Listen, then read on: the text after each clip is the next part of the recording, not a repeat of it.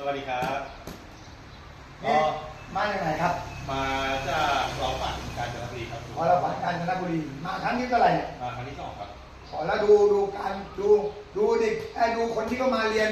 วันนี้เป็นครั้งที่สองนะงวดที่แล้วมาครั้งหนึ่งแล้วนี่ครั้งที่สองดูครั้งที่สองดูที่ว่าเขาจะชกหมัดแล้วเป็นยังไงบ้างเอาเริ่มยับ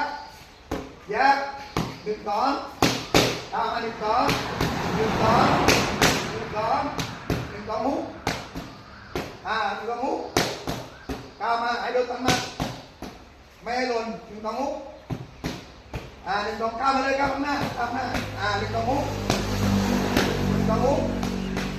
มือไม่หล่นหนึ่งสองฮุกนี่ก็นี่มาครั้งที่สองเหมือนกันเร็วหนึ่งเย็บหนึ่งสองฮุกฮุกดีมากหนึ่งสองฮุกเยี่ยมมากเป็นไง